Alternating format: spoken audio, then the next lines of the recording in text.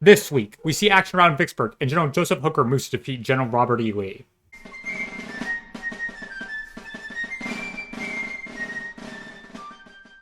First thing this week, we see the continuation of Colonel Grierson's raid from Tennessee to Mississippi. Major General Ulysses S. Grant has been closing in on the vital city of Vicksburg. To this end, he has Colonel Grierson move east of the main action to distract the rebels in the area and destroy their infrastructure. On the 24th, we see Grierson reach Newton's Gap, Mississippi. He captures the town and Confederates only at the cost of a handful of men. He destroys tracks, burns 2 trains, and ignites a supply depot. He spends the next couple of hours clearing the area and then rides further south. By the end of the week, Grierson is south of Jackson, Mississippi, having accomplished more than he was assigned. He is heading to Baton Rouge, Louisiana. Next, we move to Missouri for another Confederate expedition into the state. Brigadier General John S. Marmaduke failed in his first raid into Missouri. Second time's the charm, right? He entered the state with 5,000 men in 2 divisions, the first under Colonel Carter and the second under Colonel Shelby, heading towards the Union garrison under Brigadier General John McNeil. McNeil hears of Marmaduke's advance and with 3,000 men leaves Bloomfield after burning it, heading towards Pilot Knob. The Confederates anticipated this and detached a division to intercept them. When McNeil gets further reports, he realizes that he can defeat the rebels and instead brings his men to Cape Girardeau, a heavily fortified town. The main Confederate division reaches Bloomfield, realizes what is happening, and follows McNeil against orders. When both sides are at Cape Girardeau, Marmaduke gets a letter asking for the detached division to come to the main's aid. Colonel Carter asks for McNeil's surrender, trying to deceive the Union into believing General Sterling Price was in the area. McNeil doesn't fear Price and rejects Carter. On the 25th, the women and children of Girardeau are evacuated, and 2 Union gunboats bring in men, swelling McNeil's force to 4,000. With the gunboats protecting the river, the 2 forts protecting Girardeau from the river are evacuated, and all cannons are brought to the 2 other forts of the town. On the 26th, Colonel Shelby arrives, bringing all 5,000 Confederates in the same place, and they form for battle, with 3 brigades up front and 1 in reserve. 10 a.m., the rebels advance and come under cannon fire. When they are within range, the Union infantry opens up with a devastating volley, halting 2 of the Confederate brigades. Only the elite brigade under Shelby's command continues and pushes back Union soldiers. McNeil still holds, having field artillery directly open fire into Shelby's brigade, forcing them back. The Union tries to counterattack with their own cavalry charge, but it fails. The rest of the battle is fought at long distance until around 2 in the afternoon, when Marmaduke withdraws from the field. Casualties are low for both sides, but it's a strategic victory for McNeil because with Marmaduke's hopes for taking Bloomfield's supplies dashed, he has to fall back to Arkansas, ending the raid in 1 small battle. The rebels reach Helena, Arkansas on the 27th, but are being followed by a Union division under Brigadier General William Vanderveer. By the end of the month, both sides are at Chalk's Bluff, with Marmaduke digging in. Then we head directly to Vicksburg, Mississippi. Major General Ulysses S. Grant and his Army of the Tennessee are facing off against Lieutenant General John C. Pemberton and his Army of Mississippi. Grant has 3 corps: the 13th Corps under Major General John A. McLaren, the 15th Corps under Major General William T. Sherman, and the 17th Corps under Major General James B. McPherson. With Colonel Grierson already overwhelming the Confederacy, the Army of the Tennessee decides to further compound Pemberton's bad situation by unleashing 2 more assaults. First one I'll talk about is at Grand Gulf, just south of Vicksburg. 10,000 men under McPherson's command board transports under Admiral David Porter's command to neutralize 2 Confederate fortifications, Fort Wade and Fort Coburn, and land their force at the Gulf. Now, unsupported troop transports can't defeat 2 forts, especially not the strong Fort Coburn. So Porter also has 7 casemate ironclads in 2 lines, the first with 4 and the second with 3.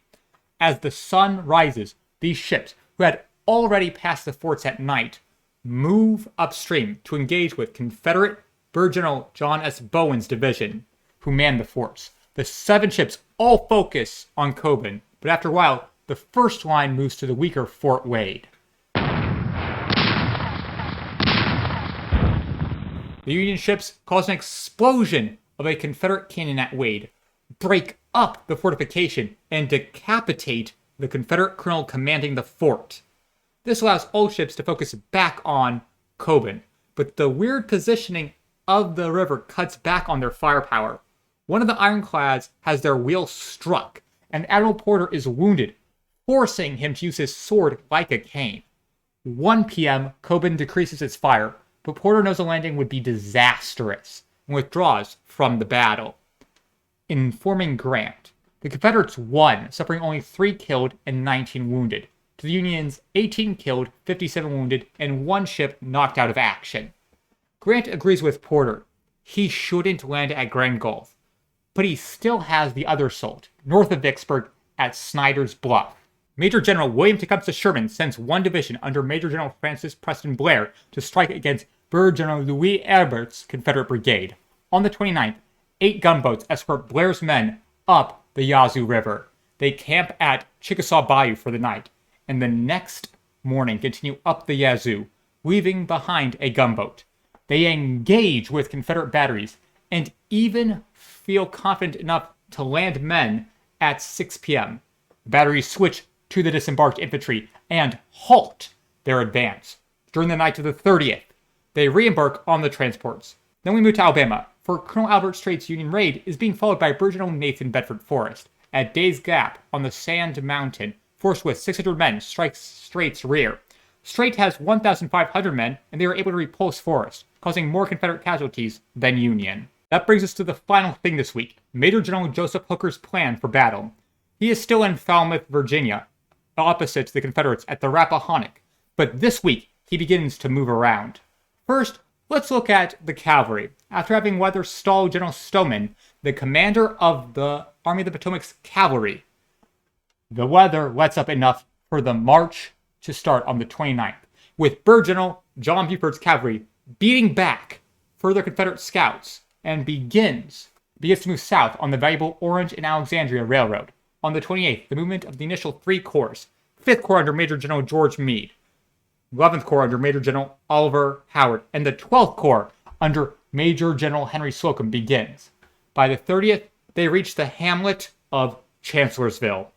Major General John Sedgwick sets up his pontoon bridges and begins to cross over the Rappahannock, closing in on his opponents. How do the Confederates react? Well, Stoneman's raids cut off Jeb Stuart from immediate reconnaissance. But as the Union moves to the railroad, the rebel begins scouting. When General Robert.E.Lee gets word of the movement, he realizes he is in a bind. He has a force of 42,000 men to his west under Hooker, and more men marching to him. But Sedgwick has another 40,000 to his north. He can't attack one without leaving himself open to the other. And Lieutenant General James Longstreet is gone with a huge portion of the army. Lee therefore takes a huge gamble, breaking his West Point training. He divides his force while outnumbered. He believes Hooker to be the greater threat and takes 4/5 of his army to take on the commander of the Army of the Potomac. He leaves behind to take on Sedgwick Major General Jubal Early with his division at Prospect Hill, and Brigadier General William Barksdale with his brigade at Mayor's Heights. Lee knows that men under Sedgwick are marching to join Hooker. Early should be able to hold. I can't overstate how big of a risk this is.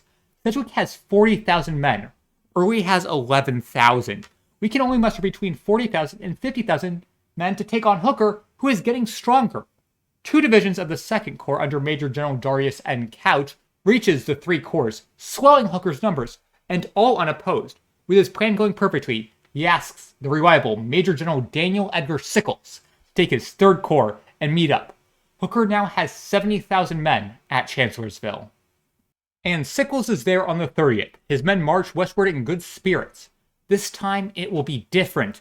This time they won't be led by a coward like McClellan or a butcher like Burnside.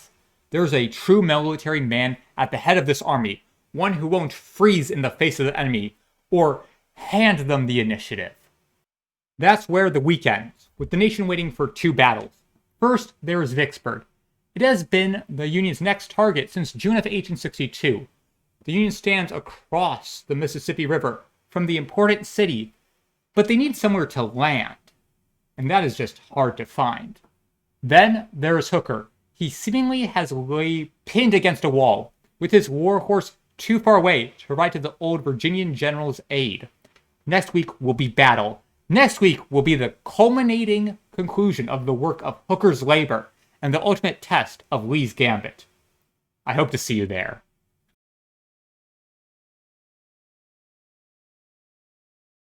Hello, it's the entire Civil War week-by-week teams here, and I would just like to say thank you for everyone who has supported me along this way. Next week will be the Battle of Chancellorsville, and it will be one of my longest episodes yet. Possibly the longest ever, though I do believe Bull Run has it beaten. I would again just like to state how much the fact people are watching this means to me. And I really do hope to see you there next week. Take care.